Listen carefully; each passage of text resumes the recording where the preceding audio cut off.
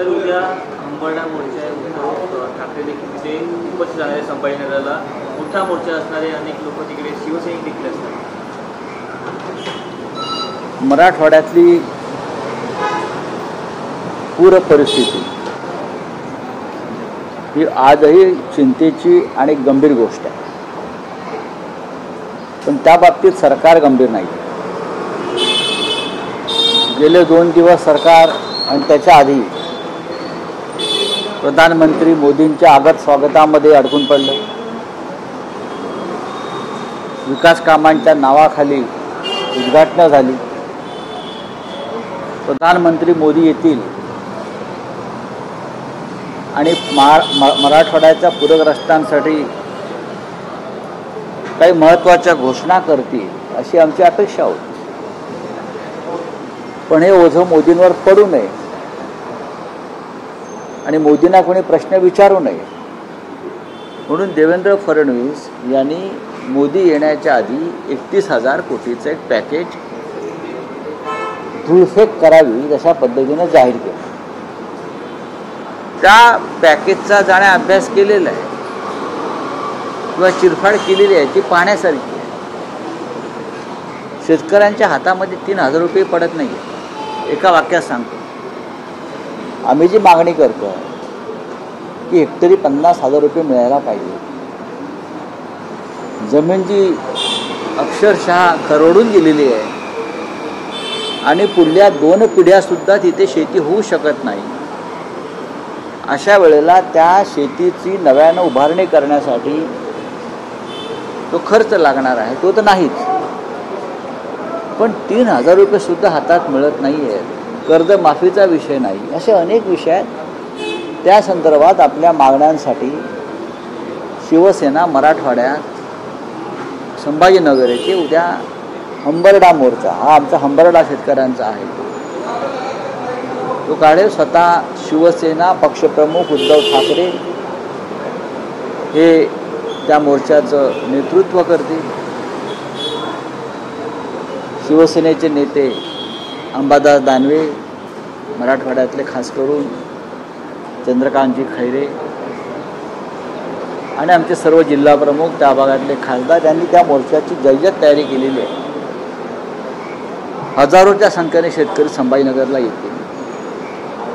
मोर्चा संपल्यावर संभाजीनगरला शिवसेनेचं मुख्यालय, शिवसेना भवन तिकडलं जे आहे त्याचं उद्घाटन उद्धव ठाकरे करतात. केंद्राकडून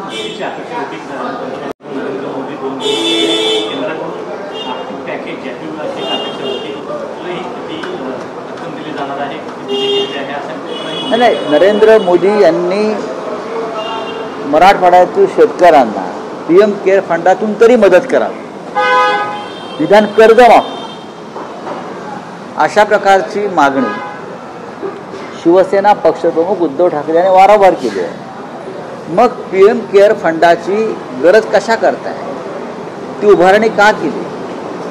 काही लाख कोटी त्यात पडलेले आहेत. जर तुम्ही पूरग्रस्त शेतकऱ्यांना त्यातून मदत होणार नसेल तर हा पैसा कुठून गोळा केला, कोणासाठी केला, त्याचा उपयोग काय, या संदर्भात जनतेला माहिती मिळायला पाहिजे. कोणासाठी पैसा आहे? आम्हाला आमचे शेतकरी कर्जबाजारी आहेत. गेल्या 4 महिन्यामध्ये 212 शेतकऱ्यांनी मराठवाड्यात आत्महत्या केल्या. 212. हे आत्महत्याचं प्रमाण भविष्यात वाढू शकतं. शेतकऱ्यांचे प्राण महत्त्वाचे नाहीत का आमच्या मराठवाड्यातल्या? की मराठवाडा आजही निजामाच्या राजवटीखाली आहे आणि त्या निजामाचे बाप महाराष्ट्रात राज्य करतायत असं आम्ही समजायचं का? हे निजामाचे बाप आहेत का? निजामाच्या वर अत्याचार आणि शोषण मराठवाड्यातल्या शेतकऱ्यांचा सुरू आहे. तुम्ही चातुर्मातुर घोषणा करता 3,000 कोटीचे मोठे मोठे आणि शेतकऱ्याच्या हातामध्ये भोपळाही पडायला तयार नाही. ही अत्यंत गंभीर गोष्ट आहे. रामदास कदम यांनी जो दसरामध्ये वक्तव्य केलं होतं त्याच्यावर काही माघार घेतलेली सुनते आणि ते म्हणतायत की मी केवळ शंका व्यक्त केली की बाळासाहेब ठाकरे यांना बदनामी करण्याचा कुठलाही हेतू नाही. मला असं वाटतं की रामदास कदम यांनी जी थुकी उडवलेली आहे की त्यांना गिळावीच लागेल. अनिल परब यांनी अत्यंत व्यवस्थितपणे एक भूमिका मांडलेली आहे.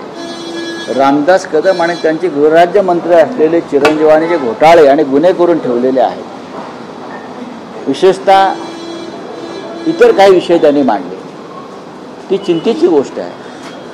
अशा पद्धतीनं जर मंत्री काम करत असतील तर देवेंद्र फडणवीस हे कॅबिनेट चालवत नसून एक गुंडांची टोळी चालवत आहेत.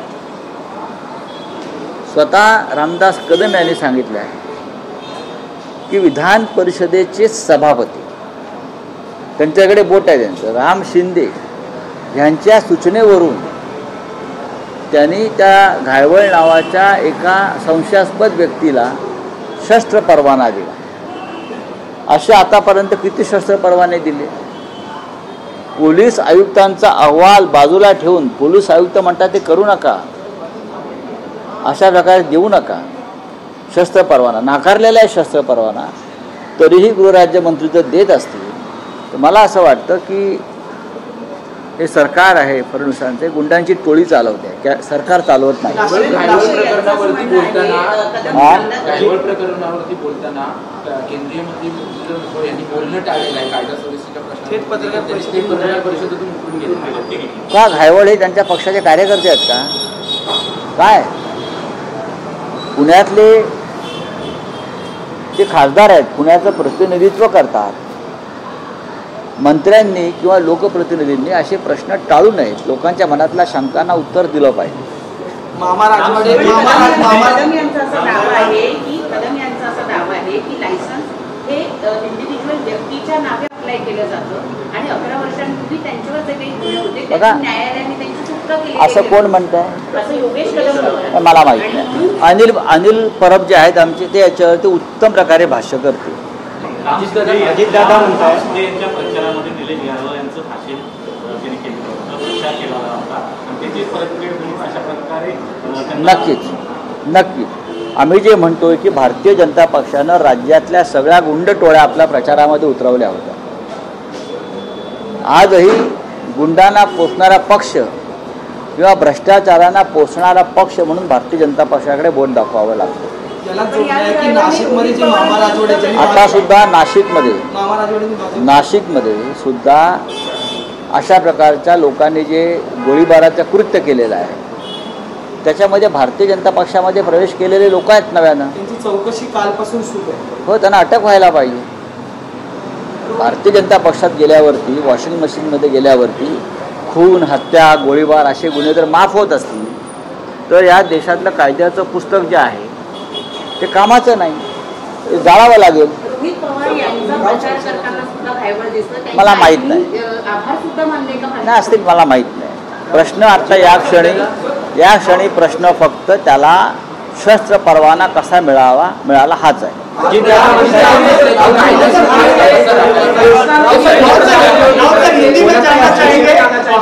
हरियाणा में एक IPS ऑफिसर है दलित, जिसने सुसाइड किया और सुसाइड नोट में उसने लिखा है कि मुझे प्रताड़ित किया गया था, मेरे जो उच्च दर्जे के जो ऑफिसर्स हैं उन्होंने मेरे को प्रताड़ित किया था. RSS और बीजेपी की दलित विरोधी मानसिकता है, ये राहुल गांधी का कहना है. क्या राहुल गांधी जी की बात सही है. इस देश में, हर राज्य में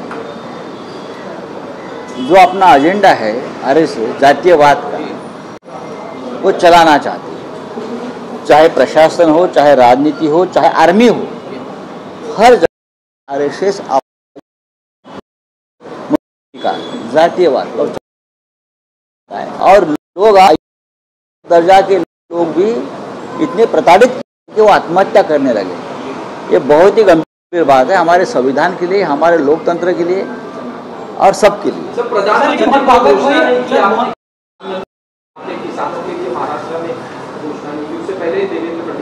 देखिए, प्रधानमंत्री मोदी जी आए में एक दो उनके पोस्टर लगे. कौन हो? ब्रिटेन के मिनिस्टर. आपने देखा होगा स्टारमर जी के इतने पोस्टर मुंबई में लग रहे थे, BKC में, और स्वागत कर रहे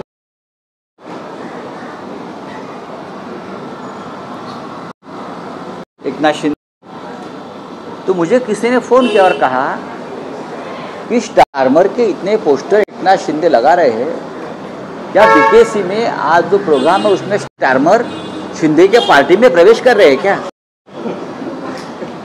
क्या उसको 100 करोड़ दिया है? अब भाई आइए में हमारे पार्टी का काम आप करिए, हमारे गुट का। तो लोगों के मन में शंका,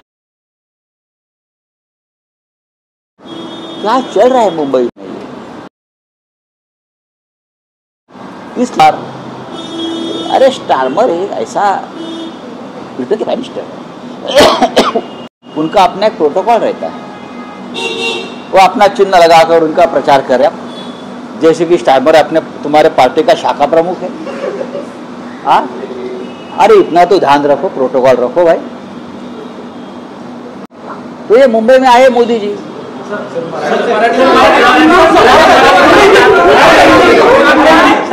जिस प्रकार से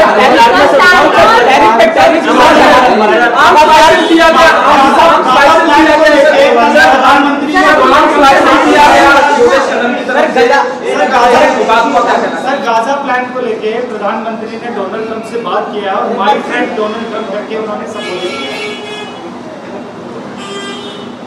देखिए, प्रधानमंत्री और ट्रंप की क्या बात होगी मुझे मालूम नहीं, बात हुई ना हुई ये भी मुझे पता नहीं।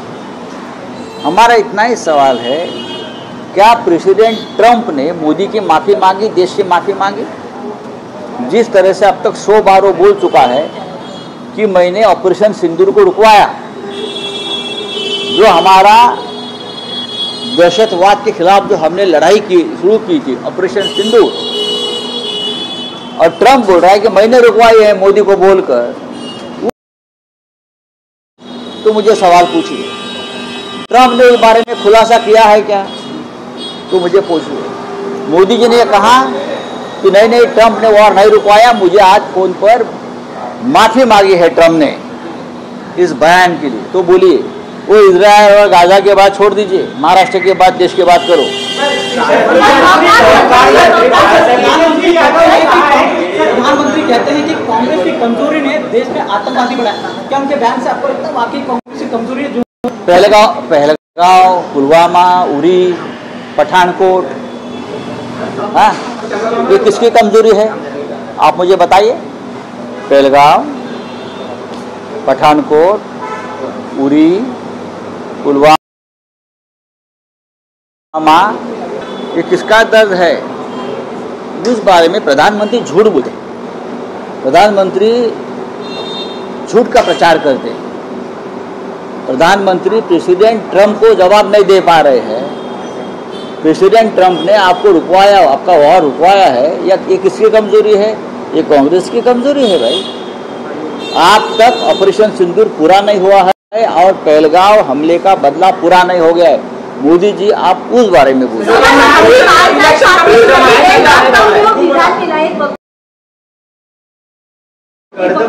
सहकार मंत्री बाळासाहेब पाटील म्हणतात आम्ही निवडून येण्यासाठी बरोबर आहे, ते बोलतात ते कर्जमाफीचा नाद यासाठी लागलेला आहे, कारण हे जे कृषी मंत्री आहेत किंवा आमदार आहेत, खासदार आहेत त्यांच्या पक्षाचे, ते शेतकऱ्यांची पिळवणूक करतात।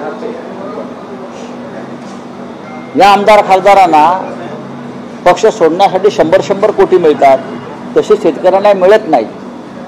जर तसे शेतकऱ्यांना 50-100 कोटी मिळाले तर नक्कीच ते कर्जमाफी मागणार नाही। सर, बिहार इलेक्शन में AI जनरेटेड जो वीडियो होते हैं वो इलेक्शन कमीशन ने बैन किए हैं, वैसे कोई वीडियो चले नहीं बिहार इलेक्शन के, इस तरह से। ठीक है, कुछ बातें इलेक्शन कमीशन की सुननी भी चाहिए।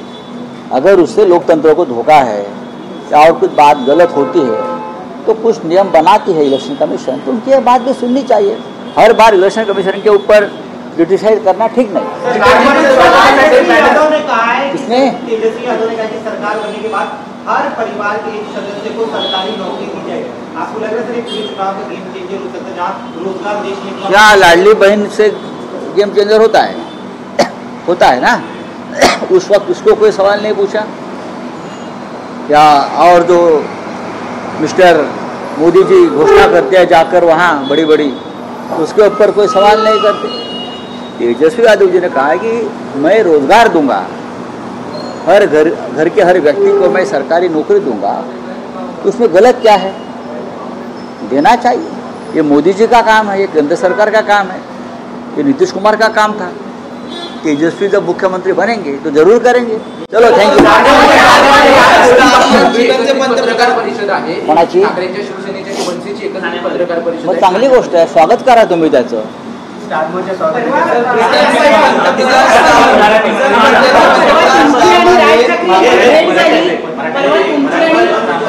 परवा तुमची आणि राज ठाकरे यांची त्यांच्या निवासस्थानी सकाळच्या पहाटेच्या जवळपास भेट झाली अशी माहिती आहे। मला माहिती, पण माझ्याकडेच माहिती नाही माझ्याकडे माहिती नाही। बघा, राज ठाकरे आणि आमचा संवाद आहे, माननीय उद्धव ठाकरे आणि राज ठाकरे यांच्यात संवाद आहे।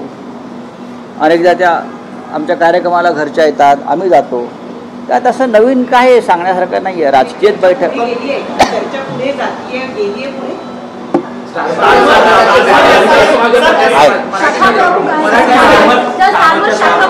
अरे हो, ते कोण आहे स्टारमर? मी मुंबईत त्यांचे बरेचसे होर्डिंग पोस्टर वगैरे पाहिले, आणि त्याच्यामध्ये जे डेप्युटी CM आहेत एकनाथ शिंदे, त्यांचं स्वागत आहे, त्यांचं धनुष्यबाण आहे। तर मी चौकशी केली, BKC मध्ये काहीतरी झेंडे मिंडे लागले आहेत, स्टारमर। तर मला शंका व्यक्त केली की ब्रिटनचे प्रधानमंत्री मुंबईत येत आहेत आणि शिंदे गटामध्ये प्रवेश करत आहेत, त्यांच्या स्वागतासाठी हे बोर्ड आहे। तर मी म्हटलं काय भाव पडला? म्हणजे त्यांच्याकडे सहज कोणी प्रवेश करत नाहीत ना, असं कोणी सहज प्रवेश करतो का शिंदे गटामध्ये काही दिल्याशिवाय, का विकत घेतल्याशिवाय? तर ज्या पद्धतीनं काही एक शिष्टाचार आहे, भारत सरकार त्यांचं स्वागत करेल, प्रधानमंत्री स्वागत करेल, राजकीय पक्षही आपल्या स्वार्थासाठी ब्रिटनच्या प्रधानमंत्र्याचं, इस्रायलच्या, जणू काही ब्रिटनच्या प्रधानमंत्र्याला त्यांनीच तिथे कामाख्याला रेडे कापून प्रधानमंत्री केलाय। हां, ते स्टारमर प्रधानमंत्री व्हावेत म्हणून कामाख्याला आम्ही 50 रेड्यांचा बळी दिला, आणि म्हणून ते इथे नवस फेडायला आले। असं काय आहे का? सांगा। तर काल ज्या पद्धतीनं मी मुंबई चित्र पाहिलं, अख्ख्या मुंबईमध्ये स्टारमरचं स्वागत, शिंदे, तर मला वाटलं ते बहुतेक BKCतल्या कार्यक्रमात शिंदे गटामध्ये प्रवेश करून त्यांची ब्रिटनच्या शाखा प्रमुखपदी, विभाग प्रमुखपदी नेमणूक करतात की काय? ते जरा थोडा तरी पॉलिटिकल किंवा आंतरराष्ट्रीय शिष्टाचार पाळा।